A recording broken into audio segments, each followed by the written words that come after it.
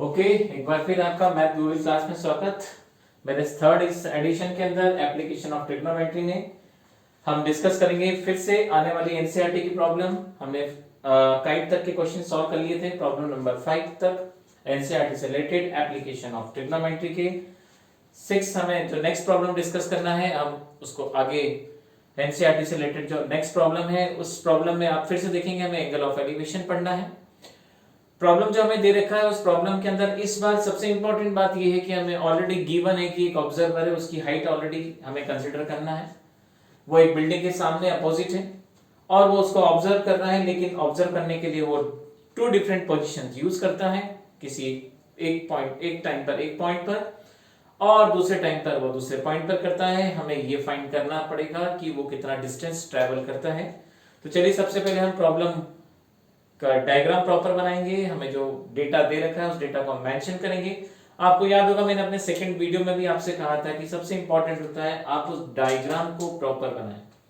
So according to problem अगर हम discuss करें तो हमें जो प्रॉब्लम दे रखी है उस प्रॉब्लम के अंदर हमें एक बिल्डिंग है और उस बिल्डिंग की जो हाइट हमें दे रखी है वो हमें दे रखी है 30 मीटर। और हमें जो फाइंड करना है उसके अंदर जो हमें दे रखा है एक ऑब्जर्वेशन है 2 एंगल ऑफ एलिवेशन का 30 पे और 60 पे। हमें डिस्टेंस फाइंड करना है जितना वो वॉक करता है जब वो एंगल 30 से 60 की ओर बनाता है। तो सबसे इंपॉर्टेंट हम इसका बनाएंगे डायग्राम। जैसा कि आपको याद होगा मैंने हमेशा आपसे कहा एक बेस लाइन जरूर बनाए। तो ये हमारी है बेस लाइन और इस बेस लाइन के नीचे में एक बेस लाइन और बनाऊंगा आपको समझाने के लिए। देखा जाए तो एक्चुअल में ये ओरिजिनल बेस लाइन हम कह सकते हैं। एक बिल्डिंग है जो बिल्डिंग का आपको कुछ इस तरह से दिखाई देगी और आपसे बोला गया है एक ऑब्जर्वर है और वो ऑब्जर्वर इस बिल्डिंग को ऑब्जर्व कर रहा है। लेकिन सबसे इंपॉर्टेंट बात ये है कि वो एक पॉइंट पर इस बिल्डिंग को ऑब्जर्व करता है। लेकिन उससे भी इंपॉर्टेंट बात ये है कि उस ऑब्जर्वर की जो मैं हाइट दे रखी है वो दे रखा है हमें 1.5। जो उसका हाइट है वो 1.5 मीटर है और वो 30 मीटर टॉल बिल्डिंग को देखिए हम इस पॉइंट पर अगर इसकी पोजीशन कंसीडर करें तो ये पॉइंट हम ए ले लेते हैं। यहाँ पे आप देखेंगे इस पॉइंट को मैं ए कंसीडर कर देता हूं। This is the point A and जब फर्स्ट टाइम उसने इस पे एंगल ऑफ एलिवेशन बनाया, मतलब आप देखेंगे एंगल ऑफ एलिवेशन मतलब ऑब्जेक्ट ऑब्जर्वर नीचे से ऊपर की ओर देखेगा। जब ऑब्जर्वर नीचे से ऊपर की ओर देखेगा सो एंगल ऑफ एलिवेशन जब हम ड्रॉ करेंगे तो this is the first angle of elevation. आप याद रखें हमेशा आप एरो यूज करें। सो फर्स्ट टाइम जब उसने एंगल ऑफ एलिवेशन बनाया सो यहां से यहां तक जो फर्स्ट एंगल बना वो एंगल था 30 degree. This is the first angle. Now the observer walk toward the foot of building. वो वॉक करता है और वॉक करते करते वो इस पॉइंट पर मान लेते हैं हम आ जाता है and this is the point is B. Again उसकी पोजीशन 1.5 है, आप देख सकते हैं। टोटल हाइट हमें दे रखा है 30। पॉइंट बी से ऑब्जर्वर दोबारा से इस बिल्डिंग के टॉप पॉइंट को ऑब्जर्व करता है, मतलब एक अगेन एंगल ऑफ एलिवेशन आप देखेंगे यहां पे बनेगा। नाउ बट दिस टाइम आपको याद होगा मेरे फर्स्ट वीडियो में when you move toward the foot of building, आप बिल्डिंग के फुट की तरफ बढ़ते हैं तो जो एंगल ऑफ एलिवेशन बनता है वो पहले से बड़ा बनता है। इसका मतलब डायग्राम में जो यूजुअली गलती होती है 60 डिग्री और 30 डिग्री में वो आपसे ना हो। So this angle is a 60 degree. Now you have to find, आपको जो फाइंड करना है वो आपको फाइंड करना है दिस डिस्टेंस। आपको ये डिस्टेंस निकालना है। Now you have to find AB। आपको जो निकाल के लाना है जितना उसने वॉक करा है वो वॉक करा है A। बट आप जानते हैं जितना भी एंगल हम फ्रेम करते हैं वो आंखों से फ्रेम करते हैं, हाइट हमेशा नेग्लेक्टेड होती है। सो अगर हम इसकी यहां से टोटल हाइट फाइंड करें तो इसका जो टोटल हाइट हमें दे रखा है दैट इज द 30 मीटर। लेकिन जो हमें यूज करना है वो हाइट हमें सिर्फ इतनी यूज करना है। और आप देखेंगे जब हम 1.5 30 में से माइनस करेंगे तो हमें मिलेगा 28.5। सो हमें जो वैल्यू मिली 28.5 metre. So now this is our actual diagram. इस डायग्राम में आप देखेंगे आपके पास में 2 डिफरेंट ट्रायंगल्स हैं। हम इसकी लेवलिंग कर देते हैं। ऑलरेडी ए मेंशन कर चुका हूं मैं यहाँ पे। बी जो हमें काम का पॉइंट है लगता है वो लगेगा हमें point C and now we will take the point D. तो आप देखेंगे वी हैव 2 डिफरेंट ट्रायंगल्स। हमेशा आप ट्रायंगल को जब भी मेजर करें वो एंगल के रिस्पेक्ट में करें। आप देखेंगे 30 डिग्री का एंगल बड़ा वाला triangle A C and D. जब आप 60 डिग्री देखते हैं छोटा वाला triangle B, C and D, and now you have to find A, B. That means अगर you have two angles, मतलब आपको दोनों यूज करना है, दोनों यूज करके आपको सब्स्टिट्यूट करके वैल्यू फाइंड करना है। तो चलिए हम एक प्रॉब्लम को सॉल्व करने के लिए सबसे पहले हम स्टार्ट कहीं से भी कर सकते हैं, चाहे हम बड़ा ट्रायंगल लें या छोटा ट्रायंगल लें, दोनों ही यूज करना है और दोनों ही हमें सॉल्व करना है। इंपॉर्टेंट बात सेकंड, इस बार हमें हाइपोटेनस से मुझे नहीं लगता कोई मतलब होगा, क्योंकि हमें बेस लाइन फाइंड करना है इसका इतना पार्ट, और हमें एक परपेंडिकुलर गिवन दे रखा है। सो इस बार जब भी हम रेशो यूज करेंगे उसका रिलेशनशिप इतना होना चाहिए कि वो परपेंडिकुलर और बेस का रेशो हो, या बेस या परपेंडिकुलर का, और टू रेशोज हम यूज कर सकते हैं, या तो हम कॉट का यूज करेंगे या हम करेंगे टेन का।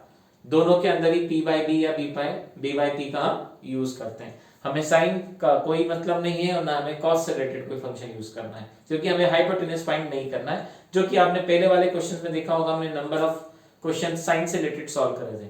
इस बार आप सॉल्व करेंगे टेन थीटा से रिलेटेड। आने वाली जितनी भी प्रॉब्लम्स आप सॉल्व करेंगे वो टेन से रिलेटेड ही होंगी। तो चलिए हम ट्रायंगल लेते हैं। So I am taking the big triangle and the triangle I am taking A and then D and C. ये आपके सामने देखिए मैंने एक ट्रायंगल लिया। इस ट्रायंगल को लेने के बाद आप देखेंगे यहाँ पे थीटा मेंशन कर दिया मैंने 30 डिग्री, जैसा मैंने आपको सिखाया था आपको करना है। एंगल 30 डिग्री आपके पास में आ गया है। उसके बाद आप देखेंगे D एंड C ऑलरेडी आप मेंशन कर चुके हैं 28.5 metre, and now you have to find AB जो हमें निकालना है। चलिए प्रॉब्लम को सॉल्व करते हैं। सो 10 theta perpendicular that mean DC divided by AC।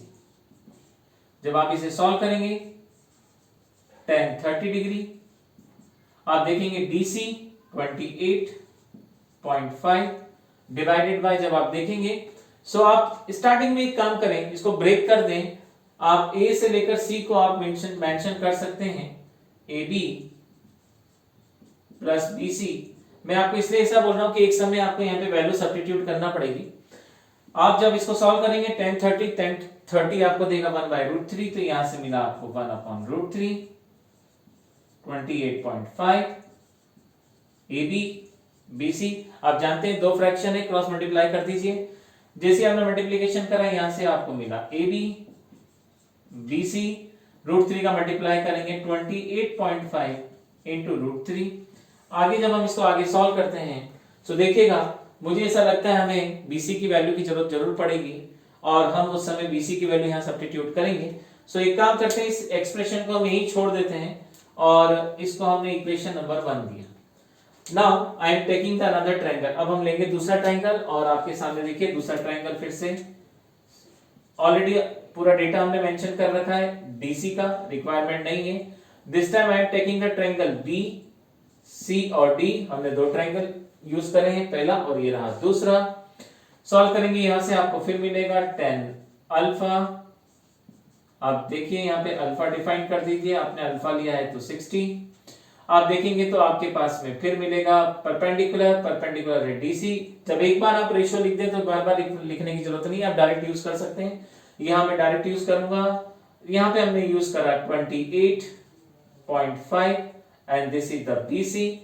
Alpha की वैल्यू जब हम यहां पे रखेंगे आपको मिलेगा 10 60 28.5 BC। 10 60 होता है √3, जैसा मैंने आपसे कहा था आपको BC की जरूरत पड़ेगी सब्स्टिट्यूशन में। सो √3 इक्वल्स टू 28.5 BC। आप मल्टीप्लाई कर दीजिए। जैसे आप इसका मल्टीप्लिकेशन करेंगे BC को एक काम करिए, आप ऊपर भेज दीजिए, √3 आप नीचे लेकर आ जाइए। जैसे आप आगे सॉल्व करेंगे क्रॉस मल्टीप्लिकेशन करके, सो BC आपको मिल जाएगा 28.5/√3। इस एक्सप्रेशन में आप देखेंगे सो BC की वैल्यू 28.√3 आप यहां पे यूज कर सकते हैं इस पॉइंट, तो आपको ऑटोमेटिक यहां से AB मिल जाएगा। सो ये एक्सप्रेशन जो आप देख रहे हैं, इस एक्सप्रेशन को आप वहां पे सब्स्टिट्यूट कर सकते हैं, राइट। जब आप यहां पे सब्स्टिट्यूट करेंगे तो आपका आंसर जल्दी आ जाएगा। तो देखिए फ्रॉम फर्स्ट से आपको क्या मिल रहा है AB। आप BC को इधर लेकर आ जाइए। आप देखेंगे इस BC की वैल्यू आप जब चेंज करेंगे LHS से RHS में तो आपको मिलेगा 28.5 √3 माइनस का BC। देखिए एक्सप्रेशन हमने चेंज करा। अब आप एक काम कर सकते हैं, इस BC की वैल्यू यहाँ पे सब्स्टिट्यूट कर दीजिए। सो जब आप BC इक्वल टू करेंगे तो ये इसको आप दे दीजिए सेकंड, और अब आप कर दीजिए यहाँ पे सब्स्टिट्यूट। सो जैसे ही आप सब्स्टिट्यूट करेंगे तो देखिए आपको जो AB फाइंड करना है वो आपको मिल जाएगा। सो AB इक्वल्स टू 28.5 √3 माइनस 28.5 √3। आप एक काम करिए, इसका एलसीएम ले लीजिए। जैसे आप इसको एलसीएम से सॉल्व करेंगे तो आपको यहां से मिल जाएगा AB √3 का मल्टीप्लीकेशन आपने करा √3 में, तो यहां से मिलेगा 28.5 इंटू 3 माइनस 28.5। आपको देखिए मैं थोड़ा सा इजी कैलकुलेशन बताता हूं। 28.5 यहां 3 टाइम्स से, थोड़ा सा समझिए, बिना प्रोडक्ट के भी आप इस आंसर को बहुत सरल तरीके से निकाल सकते हो, कोई कैलकुलेशन की जरूरत नहीं है आपको। 28.5 देखिए 3 बार है यहाँ पे, 3 टाइम्स, उसमें से एक टाइम कम कर दीजिए, आपके पास सिर्फ 2 टाइम्स बचेगा। सो मेरी बात माने तो बिना प्रोडक्ट के आप इसको बहुत इजीली सॉल्व कर सकते हैं। सो जैसे आप इसको सॉल्व करेंगे सो आपको यहां से मिलेगा AB 28.5 इंटू 2 टाइम्स बाय √3। 28 का डबल होगा 56.5, जोड़ेंगे तो हो जाएगा 57। इसका मतलब आप सॉल्व करने पे यहां से आपको मिलेगा AB, मुझे ऐसा लगता है 57 3 से जाएगा और 19 टाइम जाएगा। इसका मतलब आप इसको रेशनलाइजिंग कर दीजिए। अब आंसर यहां ना छोड़ें। जैसे आप √3 का रेशनलाइजिंग करेंगे, मैंने आपको लास्ट टाइम भी सिखाया था कि आपको एक बार डिनोमिनेटर चेक करना पड़ेगा कि जो नंबर आपको मिला है वो रेशनलाइजिंग से जा रहा है कि नहीं जा रहा है। जैसे आपने इसको सॉल्व करा तो यहां से आपको मिलेगा AB 57 √3, आपको आंसर मिलेगा डिवाइड करने पे 3 से, तो वैल्यू ऑफ AB आ जाएगा 19 √3। और देखिए यूनिट लगाना ना भूलें, that is the metre. So final answer जो आपको मिलेगा वो फाइनल आंसर में आपको मिलेगा 19 √3 मीटर। सबसे इंपॉर्टेंट बात ये कि आपने यहाँ बिना प्रोडक्ट किए आपने इसको सॉल्व करा, आप देखेंगे 28.5 आपको मिल जाएगा 2 टाइम्स, सॉल्व करने पे आपका ये फाइनल आंसर। सो इस पूरे क्वेश्चन में जो सबसे इंपॉर्टेंट बात थी, आपको हाइट को नेग्लेक्ट करना है। आपको जब भी एंगल मेजर करना है वो एंगल आपका आंखों से ही मेजर होगा। हाइट नेग्लेक्ट करने के बाद में जो ओवरऑल आपको जो आंसर मिलेगा वो ये रहा आपका आंसर। चलिए इसी के साथ हम प्रॉब्लम स्टार्ट करते हैं। सेकंड प्रॉब्लम आप देखेंगे, आपको दे रखा है the angle of elevation top of the tower fix at the top 20 metre high building 45 and 60, find the height of the tower. बहुत अच्छा क्वेश्चन है। आप देखेंगे प्रॉब्लम नंबर 7, एक ग्राउंड से एंगल ऑफ एलिवेशन बन रहा है बॉटम और टॉप पर। ये एक नए टाइप का क्वेश्चन है। तो चलिए इस प्रॉब्लम को हम रब करके अगला प्रॉब्लम बोर्ड पे ले लेते हैं। सो नेक्स्ट प्रॉब्लम में फिर आप एक काम करें, सबसे पहले आप एक बेस लाइन बनाएं। उस बेस लाइन पे आपको एक बिल्डिंग प्लॉट करना है, बिल्डिंग के ऊपर एक टावर आपको ड्रॉ करना है। देन उसके बाद आप देखेंगे तो वहां पे जो आपको कंडीशन दे रखी है उस कंडीशन को सॉल्व कर। ओके, सो देखिए ये डायग्राम है। प्रॉब्लम नंबर जो आपको दे रखा है, इसके नेक्स्ट प्रॉब्लम है problem number 7। According to question ये दे रखा है this is the building 20 metre high, और इसके ऊपर आप देखेंगे एक टावर है। एक पॉइंट ए पर एक ऑब्जर्वर है। ऑब्जर्वर इस टावर का फुट देखता है, एंगल बनाता है 45 डिग्री। अब आप देखेंगे जब वो उसका टॉप देखेगा तो एंगल बनाएगा 60 डिग्री। डायग्राम आपका बहुत प्रॉपर होना चाहिए। डायग्राम मैंने बना दिया यहाँ पे। So this is the A and D surface. आप देखेंगे बी से लेकर सी एंड सी से लेकर डी। आप देखेंगे बी और सी एक बिल्डिंग है जिसका हाइट 20 मीटर है, और आप देखेंगे डी से लेकर सी एक टावर है जिसकी हाइट आपको फाइंड करना है। सबसे इंपॉर्टेंट बात है, देखिए यहाँ पे एंगल 45 है। मैं आपको 45 से रिलेटेड एक बहुत इंटरेस्टिंग बात बताऊंगा। जब भी आपको एंगल 45 दिखे मतलब आप आइसोसेलेस ट्रायंगल की प्रॉपर्टी यहाँ यूज कर सकते हैं, और उसको मैं आपको यहाँ पे एडिशनल समझाता हूँ। देखिए अगर इसी क्वेश्चन को मैं थोड़ा सा ऐसे ड्रॉ कर दूं तो आप देखेंगे आपको ए दिख रहा है, यहाँ पे बी और ये सी, और ये एंगल 45 है। अगर ये 45 है, आप देखेंगे हमेशा बिल्डिंग जो है सरफेस से 90 डिग्री बनाएगी, वो टिल्टेड नहीं कंसिडर करते हम।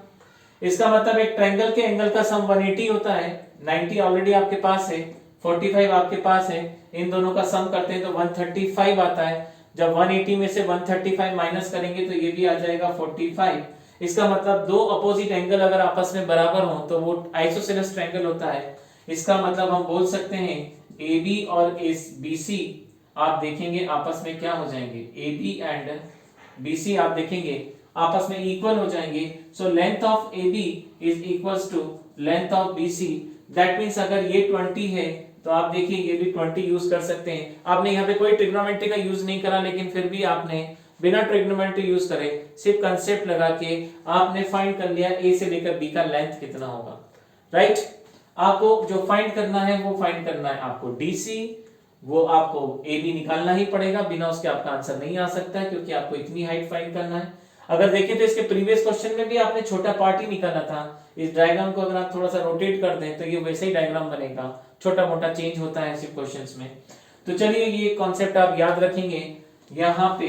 सो इस प्रॉब्लम को सॉल्व करने के लिए हम डिफाइन कर सकते हैं कि triangle ABC is a isosceles triangle, हमने डिफाइन करा। So length of AB is equals to BC बराबर में कितना आ जाएगा 20 मीटर। देखिए आपने बिना कुछ करे 2 सेकंड के अंदर आपने यहाँ पे इसको डिफाइन कर दिया कि वो आइसोसेलेस ट्रायंगल है, इसकी उसकी लेंथ भी 20 मीटर होगी। आपको सिर्फ इस बार एक ही एंगल यूज करना है, वो एंगल यूज करना है 60 डिग्री।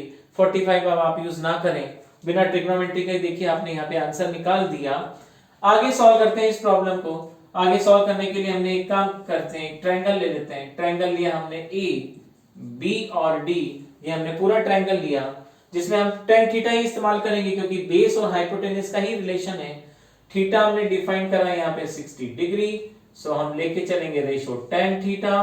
बेस हमारे पास है AB, परपेंडिकुलर हमारे पास है BD, और इसका रेशो होता है परपेंडिकुलर अपॉन बेस।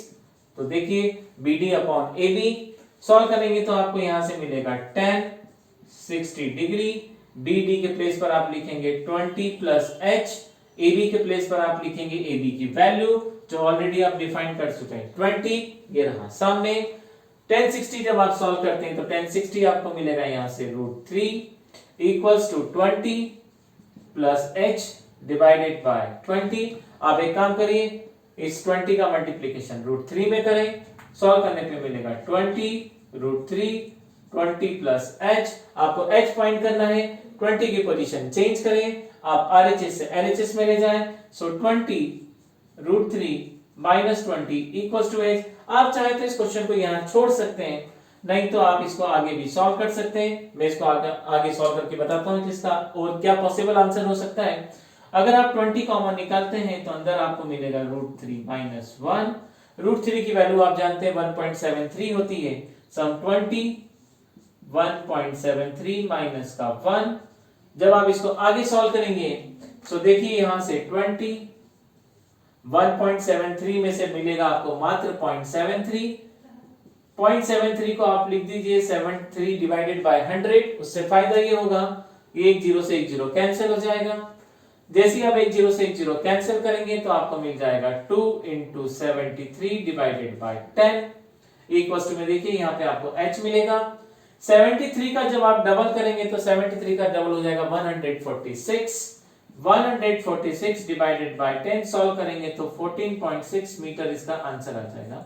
तो आपने देखा दोनों तरीके से आप इसका आंसर निकाल सकते हैं। कई बार एनसीईआरटी में जो हमें आंसर दिया होता है वो एनसीईआरटी में आंसर सिंपलीफाई नहीं होता है, कई बार हमें वो सिंपलीफाई होता है। बट आप एक काम करें, मैक्सिमम टाइम कोशिश करें तो क्वेश्चन को सिंपलीफाई करें, आप बहुत इजीली आंसर निकाल सकते हैं उसका। तो देखिए हमने इसको सॉल्व करा, इस बार जो हमारा h निकल के आया वो h का लेंथ हमारा आ रहा है 14.6 मीटर, राइट। नेक्स्ट प्रॉब्लम हम डिस्कस करते हैं। Okay, so now the problem number next, और आपको जो अगला प्रॉब्लम दे रखा है problem number 8। According to problem this is the statue. आप सी और डी को ध्यान से देखिए। एक स्टैचू है, आपने यूजुअली देखा होगा एक हाइटेड पे एक स्टैचू होता है, that is called the pedestal. Pedestal का मतलब होता है उसके ऊपर उस स्टैचू का होना। कई बार आपने देखा होगा जैसे स्टैचू ऑफ यूनिटी जब आप देखेंगे सरदार वल्लभ भाई पटेल का, तो उसके भी एक प्लेटफॉर्म बना है, प्लेटफॉर्म के ऊपर वो स्टैचू है। सेम आप देखिए यहाँ पर एक स्टैचू है सीडी, और ये रहा उसको सपोर्टिंग बेस जिस पर वो स्टैचू है। आपको जो फाइंड करना है वो फाइंड करना है बीसी, जिसके ऊपर वो स्टैचू टिका हुआ है, रखा हुआ है। नाउ ऑब्जर्वर जब ए पॉइंट से स्टेचू का फुट देखता है, एंगल बनता है 45 डिग्री। इसके पहले भी आप देखेंगे 45 डिग्री एंगल बना था, मैंने आपको बताया था अगर आपको 45 मिलता है बहुत इजीली आप आइसोसेलेस ट्रायंगल की प्रॉपर्टी यूज कर सकते हैं। तो यहां से मिला आपको 45 डिग्री। सेकंड आप देखेंगे तो आपको मिलेगा उसके टॉप पॉइंट को देखने पर और टॉप को देखने पे मिलेगा this is the 60 degree. So now 45 degree and the 60 degree again two angles का मतलब होता है टू ट्रायंगल्स और टू ट्रायंगल्स का मतलब होता है हमें दोनों यूज करना। बट दिस टाइम आपके पास 45 है। 45 का मतलब होता है कि अगर आपके पास में बी से लेकर सी की लेंथ होती तो सेम लेंथ आपको ए से लेकर बी की भी मिल जाती। तो हम इतना बोल सकते हैं कि जो लेंथ ए बी का होगा वही लेंथ इस बार बी और सी का होगा। हमें जो फाइंड करना है वो हमें फाइंड करना है सी और डी। तो एक काम करते हैं, सबसे पहले हम डिफाइन करते हैं, एक ट्रायंगल लेते हैं और हमने ट्रायंगल लिया ए बी और सी और हमने डिफाइन करा triangle ABC is again isosceles triangle. और अगर ये आइसोसेलेस ट्रायंगल है दैट मींस ए से लेकर बी की लेंथ इक्वल होगी बी से लेकर सी के बराबर। तो इस प्रकार आपने देखा AB का लेंथ जो इक्वल होगा वो BC के इक्वल होगा। बट फिलहाल हमारे पास दोनों डेटा मौजूद नहीं है इसलिए हम दूसरा ट्रायंगल यूज करेंगे। Now this time I am taking the another triangle AB and D। जब आप ABD ट्रायंगल यूज करते हैं, ABD ट्रायंगल के अंदर आप देखेंगे तो देखिए हमें यहां से क्या डेटा मिलता है। हमें यहां से जो डेटा मिलेगा उसके अंदर देखिए बेस और ये रहा आपके सामने हाइपोटेनियस। आप देख सॉरी माय मिस्टेक परपेंडिकुलर। जिस समय हमें लगेगा हम AB की जगह पे BC का यूज कर सकते हैं। आपको इस पूरे क्वेश्चन में क्या फाइंड करना है तो देखिए आपको B से लेकर C आपको फाइंड करना है हाइट। सो हमें निकालना है इस पूरे क्वेश्चन में B एंड C जिसे हमने कंसीडर करा है H। ये हमारे क्वेश्चन का बेसिक थीम है। चलिए प्रॉब्लम को सॉल्व करते हैं। प्रॉब्लम को सॉल्व करने के लिए देखिए मैंने यहाँ पे ट्रायंगल लिया है ABD जब हम ट्रायंगल यहाँ पे यूज करेंगे सो tan थीटा, आप यहाँ पे थीटा डिफाइन कर दीजिए। थीटा हो गया आपके पास 60 इक्वल्स टू परपेंडिकुलर आपके पास हो जाएगा B से लेकर D जिसे बाद में हम ब्रेक कर देंगे टू पार्ट्स में और आपको मिलेगा यहां से A और B। जब हमें जरूरत होगी AB की जगह हम यूज करेंगे BC क्योंकि हमारा मेन पर्पस BC फाइंड करना है। अब आप देखिए यहाँ पे tan थीटा की जगह यूज करेंगे tan, उसकी वैल्यू 60। B से लेकर D आपने यूज करा BC प्लस आप यूज करेंगे यहाँ पे CD डिवाइडेड बाय AB की जगह इस बार फिर मैं दोबारा से लिख रहा हूँ BC क्योंकि मेरे क्वेश्चन की रिक्वायरमेंट मुझे BC फाइंड करना है और ये आइसोसेलेस से दोनों इक्वल है इसलिए मैं यहाँ पर AB की जगह पे यूज कर सकता हूँ BC। जब आप कुछ भी चेंज करें तो ऑलरेडी आप यहाँ पे कर्ली ब्रैकेट में डिफाइन कर दें AB किसके बराबर होगा BC के। चलिए आगे सॉल्व करते हैं इसे। tan 60 आपको मिल जाएगा √3। BC आपको फाइंड करना है उसको BC रहने दे 1.6 और ये मिल गया आपको BC। ध्यान से देखिए आपके पास दो फ्रैक्शन है, क्रॉस मल्टीप्लाई करने की जब आप क्रॉस मल्टीप्लिकेशन करेंगे आपको मिलेगा यहां से √3 इंटू BC इक्वल्स टू में BC 1.6। आप एक काम करिए आपको BC फाइंड करना है, BC को आप चेंज कर दें उस तरफ ले जाएं BC इंटू √3 माइनस BC 1.6। आप BC कॉमन निकालिए यहां से। आपने जैसे ही BC कॉमन निकाला √3 माइनस 1 इक्वल्स टू 1.6। इसको आप नीचे लेकर आइए। आप देखेंगे जैसे ही आप डिनोमिनेटर में लेके आएंगे 1.6 √3 माइनस अभी थोड़ी देर पहले आपको मैंने बताया था √3 इज 1.73। आप यहाँ पे 1.73 रखें माइनस 1 करें। इसका दूसरा तरीका भी है, आप यहीं से इसको रेशनलाइजिंग भी कर सकते हैं। दोनों कंडीशन से आप इसका आंसर निकाल सकते हैं। अगर आप चाहते हैं कि आप इसको रेशनलाइजिंग करें तो आप 1.6 और रेशनलाइजिंग से आंसर ज्यादा इजीली निकाल सकते हैं, आपका आंसर बहुत क्विक आ जाएगा। तो मैं आपको सलाह दूंगा आप इसको यहां से सॉल्व ना करें, आप रेशनलाइजिंग करें। तो देखिए हम इसका रेशनलाइजिंग करते हैं यहां से। सो 1.6 √3 minus 1 √3 plus 1 √3 plus 1 a minus b a plus b तो 1.6 √3 plus 1 a square minus b square. a square minus b square मतलब √3 का स्क्वायर 3, b का स्क्वायर मतलब माइनस फॉर्मूले का 1 का स्क्वायर। तो आप देखेंगे यहां से आपको 2 मिल जाएगा। अब आप एक काम करें, आपको BC की वैल्यू मिल जाएगी। आप √3 रख दें 1.73 रखते हैं, देखिए यहां से आपको मिल जाएगा 16। अगर आप 10 नीचे लेकर आ जाती हैं तो ये रहा 16, 1.73 प्लस का 1 2, और याद रखिए डेसिमल का हमने चेंज करा था, वो यहां से मिला आपको 10। जब आप इसको कैंसिल करेंगे तो यहां से ही जाएगा 8 टाइम्स, आपको इधर से मिलेगा 8 इंटू 2.73। मेरी बात माने तो 2.73 को आप लिखें 273 और नीचे डेसिमल के आप लगा दीजिए 100 और 1 टन और था आपके पास। ये आपको ओवरऑल कैलकुलेशन मिल जाएगा। हम एक काम करते हैं 8 और 273 का रफ में मल्टीप्लाई कर लेते हैं, तो 273 इंटू में 8 24, रिमाइंडर बचा 2, 56 और 58, रिमाइंडर बचा 5, यहां से मिला 16 और 5 हो जाएगा 21। तो आप देखेंगे इसको सॉल्व करने पे जो आपको यहां से वैल्यू मिलेगी 2184 डिवाइडेड बाय 4 3 0 आपको मिले। वंस टेंस 100,000, तो वंस टेंस 100,000। आप देखिए यहां से आपको वैल्यू मिल गई। तो जब आप इसका आंसर निकालेंगे तो ओवरऑल जो आपको इसका आंसर मिलेगा वो आपको इसका आंसर मिलेगा, एक बार और प्रोडक्ट चेक कर लेते हैं कि मिस्टेक तो नहीं हुई है। 24, रिमाइंडर बचा 2, 56 58, रिमाइंडर बचा 5, 16 और 5 ऐड करा 21, प्रोडक्ट में कहीं गलती नहीं हुई है। हमने डेसिमल हटाया था, ये उसका 100 था। 3 जीरो से जब हम इसको डिवाइड करेंगे तो देखिए आपको जो आंसर यहां से मिलेगा वो आंसर आपको BC का मिलेगा, और ये आपकी लेंथ जो आएगी, this is the length of BC। सो आपने देखा इस कैलकुलेशन के अंदर हमें इस बार रैशनलाइजिंग करके इसका आंसर निकालना पड़ा। अगर आप इस क्वेश्चन को सपोज मानिए यहाँ पे छोड़ते हैं तो ये डिपेंड करता है कि इसकी मार्किंग स्कीम के हिसाब से या इसको, पर मेरी बात माने तो जब भी इस तरह का केस आपके सामने आए आप रैशनलाइजिंग जरूर करें। रैशनलाइजिंग से आपके आंसर्स पूरे आते हैं, चांसेस कम होते हैं आपके नंबर डिडक्ट होने के। आप इस क्वेश्चन को यहां पर भी ना छोड़ें, आप इसको आगे इसको कंटिन्यू सॉल्व करें। आप देखेंगे तो आपको जो फाइनल आंसर मिलेगा वो डेसिमल के फॉर्म में होगा। This is the correct answer. Okay, so आपने देखा हमने यहाँ पे problem number 1 2 3 and 4 problem discuss की। अब हम डिस्कस करेंगे problem number 9 of NCERT। Now the next problem number 9, there are the two buildings opposite to each other, parallel to each other. जब भी दो बिल्डिंग आप देखेंगे एक लाइन के फॉर्म में रिप्रेजेंट करेंगे, दोनों बिल्डिंग आप पैरेलल ही रिप्रेजेंट करेंगे।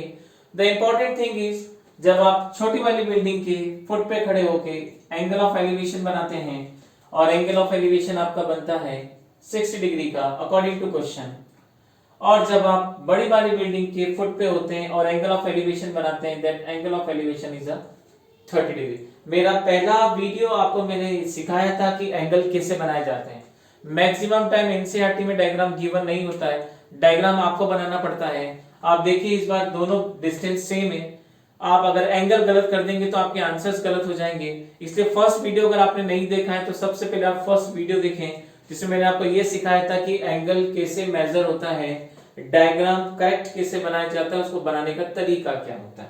ओके, सो हम इस क्वेश्चन भी बात करते हैं। हमें जो फाइंड करना है इस बार वो फाइंड करना है हमें ए से लेकर डी। मैंने कंसीडर करा है उसे एच। इस बार हमारे पास कोई 45 डिग्री एंगल नहीं है, इसलिए हम कोई आइसोसेलेस अप्लाई नहीं करेंगे। आपके पास दो एंगल हैं, एक 30 और 60, दोनों का यूज करेंगे। दो ट्रायंगल हैं, एक ट्रायंगल आपको ए बी और डी दिखेगा, एक ट्रायंगल ए बी सी होगा। Length of building BC already given 50 metre. आपको जो फाइंड करना है वो फाइंड करना है आपको छोटी building C A and D।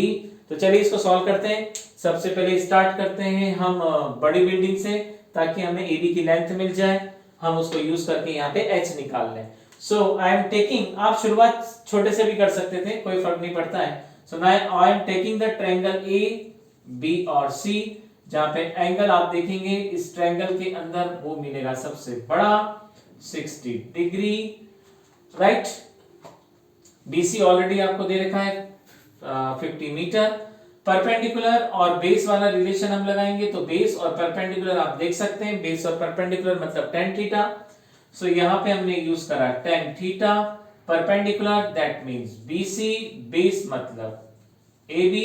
आप देखिए tan थीटा यहाँ पे आप सब्स्टिट्यूट करेंगे, हो जाएगा 60, BC ऑलरेडी आपके पास गिवन है 50, आप AB यहां से निकाल सकते हैं। चलिए आगे सॉल्व करते हैं। tan 60 आपको देगा √3, आप सॉल्व करेंगे 50 डिवाइडेड बाय AB, आप क्रॉस मल्टीप्लाई कर दीजिए। जैसे ही आप क्रॉस मल्टीप्लाई करेंगे रूट नीचे लेकर आ जाइए 3 और AB को ऊपर भेज दीजिए, तो AB की जो लेंथ आपको मिलेगी वो मिलेगी 50√3। बोर्ड एग्जाम में हमेशा रूल याद रखें, जब भी आपको कोई वैल्यू मिलती है उसे हाईलाइट जरूर करें। लेंथ ऑफ AB आपने फाइंड करा है, length of AB is, you can easily see that 50/√3, right? Now again I am taking another triangle again with respect to tan. This time I am taking the triangle and the triangle is A, B and D, and now this time angle alpha is a 30 degree. So tan theta आप already ले चुके हैं, tan alpha इस triangle में apply कर रहे हैं, perpendicular मतलब आपका हो जाएगा AD एंड बेस आपके मिल जाएगा AB। हम यहाँ पे AB की वैल्यू जब होगी हम यहाँ पे सब्स्टिट्यूट जरूर करेंगे। tan alpha that means 30 degree, AD हमें फाइंड करना है, H AB आप देखेंगे ऑलरेडी आपके पास है, बट अभी हम इसको बाद में यूज करेंगे, फ्रैक्शन नहीं चाहते हम यहाँ पे मिले। 1/√3 आपको मिला H AB। अब एक काम करते हैं, AB को ऊपर ले जाते हैं, फिर उसकी वैल्यू सब्स्टिट्यूट करेंगे, ज्यादा इजी होगा। जैसे आप ऊपर ले गए तो AB √3H, एक काम करिए AB एक्सप्रेशन फर्स्ट और यहां से मिला सेकंड, तो आप इसको कंसीडर करें 1, यहां से इसको कंसीडर करें सेकंड, देन आप मेंशन करें फ्रॉम फर्स्ट एंड सेकंड। जैसे आप फर्स्ट और सेकंड को मेंशन करते हैं, इसका मतलब दोनों से आप एक रिलेशन बना रहे हैं। यहां पे आपने AB की वैल्यू सब्स्टिट्यूट की, देखिए आप 50/√3 जब आप रखेंगे तो 50√3 और एक √3 और है आपके पास, यहाँ पे मिला आपको H। सॉल्व करने पे आपको मिलेगा 50√3 से √9 हो जाएगा H। आप जब इसको आगे सॉल्व करेंगे तो आपका इसका जो आंसर निकल के आएगा वो इसका आंसर कुछ अराउंड आपको 15 अगर हम 3 से अप्रॉक्स इसको डिवाइड करें तो 50 डिवाइडेड बाय 3, 3 बन जाता 3, आपको मिला 20 का मतलब हो जाएगा डिवाइड करने पे 18 6 टाइम, फिर आपको मिलेगा, तो अप्रॉक्स आप इसका आंसर निकालेंगे 1.6 बार H, जिसे आप डिफाइन कर सकते हैं 1.7 मीटर। तो आपका जो फाइनल आंसर निकल के आएगा वो आपका आंसर निकल के आएगा 1.7 मीटर टॉल ये बिल्डिंग होगा। इसको भी आप जरूर सॉल्व करें, इसको फ्रैक्शन में ना छोड़ें। सो फाइनल आंसर आपने देखा इस बिल्डिंग का जो हमें मिला सेकंड वाली का, इट वुड बी 1.7 मीटर। सो आज की वीडियो में इतना ही, बाकी के मेरे नेक्स्ट 4th वीडियो के अंदर हम आगे एनसीईआरटी फॉर्मूला सॉल्व करेंगे, आगे आने वाली प्रॉब्लम सॉल्व करेंगे। Okay, thank you very much class 10th student. इसको एक बार प्रैक्टिस जरूर करें आप, और जो ट्रिक्स आपको बताइए आप उसे जरूर फॉलो करें, और बोर्ड में आपको क्वेश्चन कैसे करना है उसकी प्रैक्टिस आप ध्यान से देखिए, आप इसी तरह से उसकी प्रैक्टिस करेंगे।